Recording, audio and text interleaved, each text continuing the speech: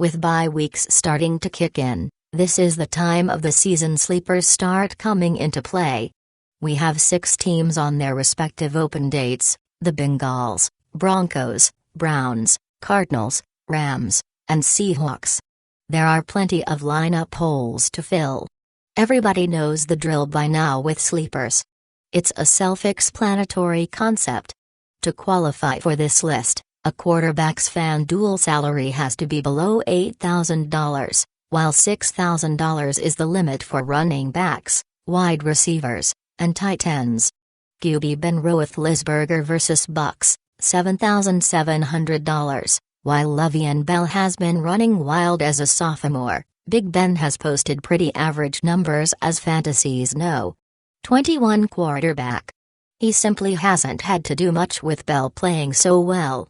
The Steelers have also faced 3 respectable, underrated pass defenses in Cleveland, Baltimore, and Carolina.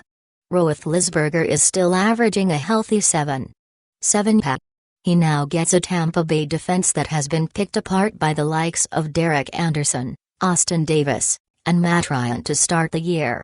The Bucks have also lost Adrian Claiborne for the year. Michael Johnson and DT Gerald McCoy are banged up but will likely play.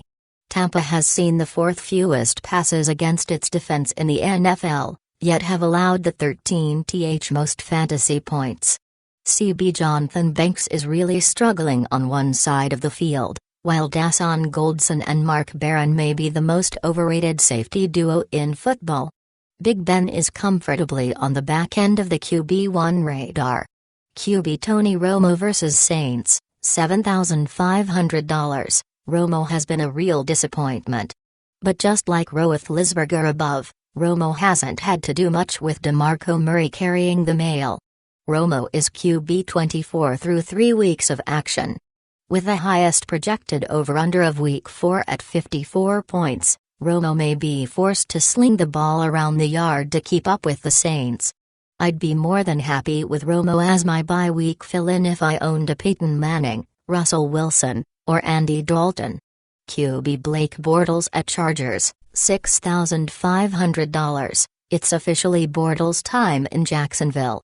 He dominated the preseason, and in one half against the Colts last week, Bortles managed 25 fantasy points.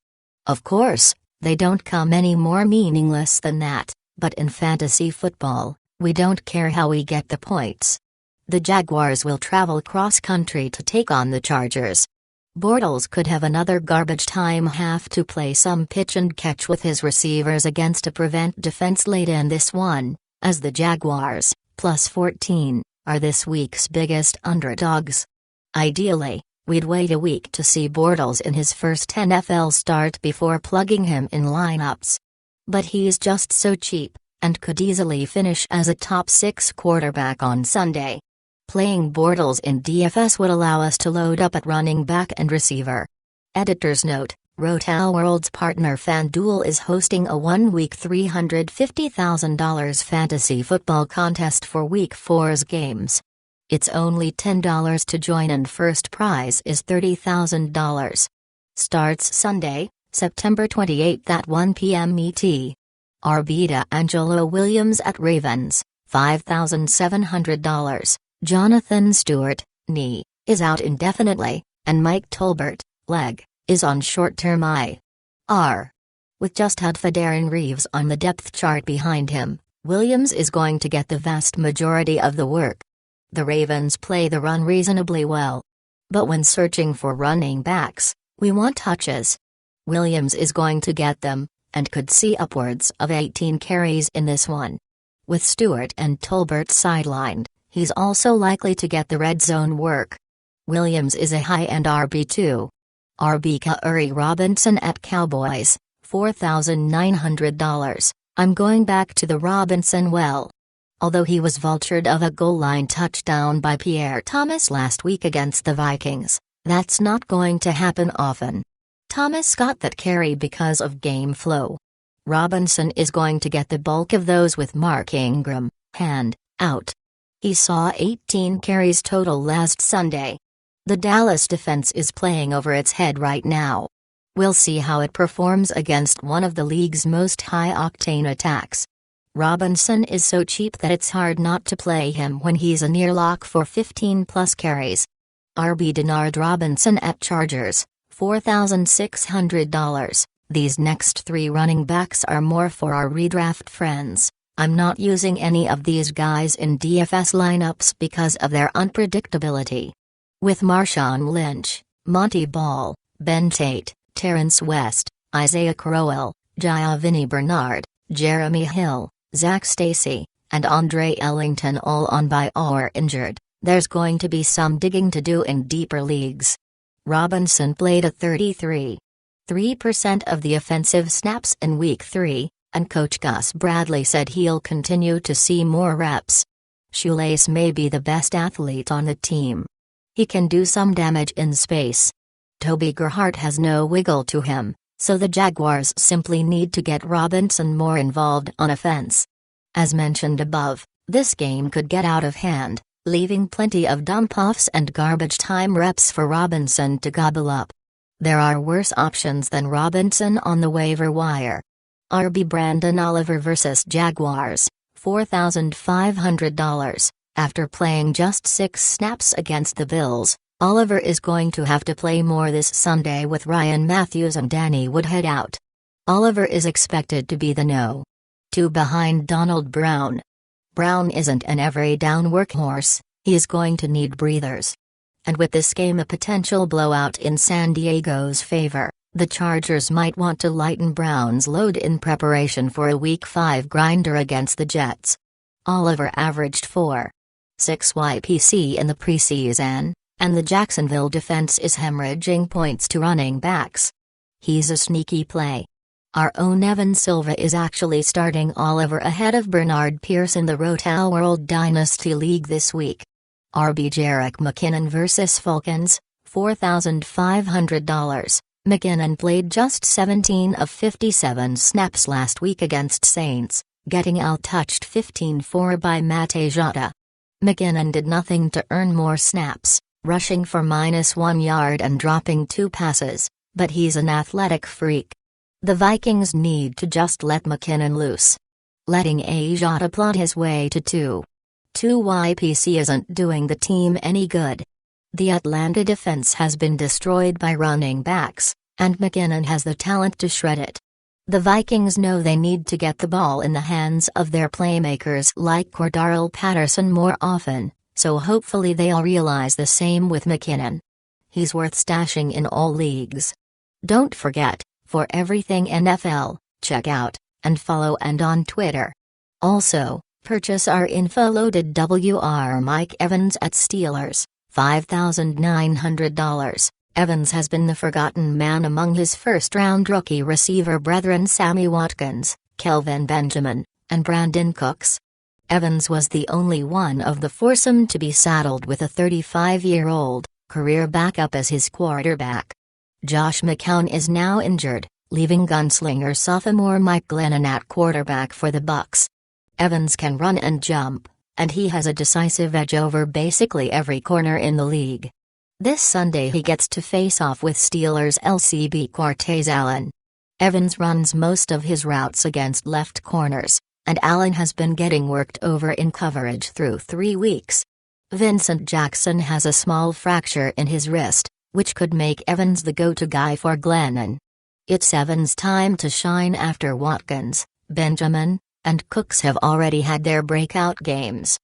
WR Allen Robinson at Chargers, $5,100. As our pal put it on Twitter, Allen Robinson is Dez Bryant with a boring name and boring alma mater.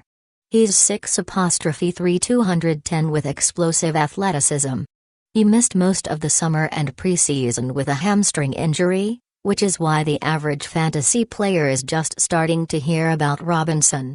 His snaps have increased each week, and Robinson showed a good rapport with Blake Bortles in the second half of last week's blowout loss.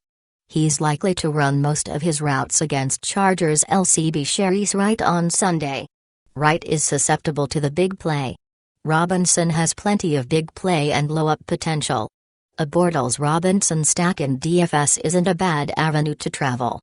WR Marcus Wheaton vs Bucks, $5,100. I mentioned above how Bucks RCB Jonathan Banks has been struggling badly as a sophomore.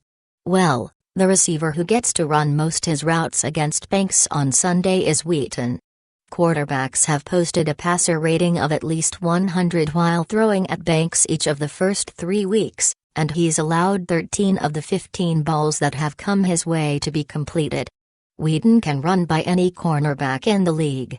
He is also seeing over 6 targets per game. After back-to-back quiet games, Wheaton may roast Banks like he did Browns rookie CB Justin Gilbert in Week 1. WR Jeremy Kerley vs Lions, $4,900. Kerley may be my favorite dirt cheap play of the week on FanDuel, but I'd like him even more if it were PPR instead of half PPR. Kerley has seen 17 targets the past 2 weeks as the Jets starter on the outside in the base offense and slot receiver in 3 wide sets. He spends 77% of his time in the slot. That's where the Lions are already on their 3rd nickel corner of the season. After losing Bill Bentley and Nevin Lawson to injuries, career special teamer Danny Goyer is now Detroit's 3rd corner. Kerley should be licking his chops. He already has Geno Smith's trust and a sticky pair of mitts. The Jets also aren't afraid to use Kerley in the red zone. You could do a lot worse than Kerley. T. Delaney Walker at Colts, $5,700. Walker popped up on this week's injury report with a shoulder injury. He missed Wednesday's session before returning Thursday, putting him on track to play Sunday. Walker has found the end zone twice through 3 games, and gets another cake matchup against the Colts. Indianapolis has allowed the 5th most fantasy points to tight ends. Even if Jake Locker, wrist, misses Week 4, Walker will still be a high NTE1 option with Charlie Whitehurst making the start. Whitehurst is a check-down artist who loves dinking and dunking his way down the field. If DFS players aren't trying to buck up for Jimmy Graham, Walker is a fine secondary option. T. Zach Ertz at 49ers, $5,600. Ertz hasn't scored since Week 1 and caught just 2 balls for 14 yards against the Redskins last Sunday, but he's been this close to breaking some big plays. It's keeping his price down on FanDuel. Ertz, along with Jordan Matthews, will get to run a ton of routes against 49ers rookie slot corner Jimmy Ward. Ward was dominated by Brandon Marshall in Week 2 and is still trying to get his footing in the NFL.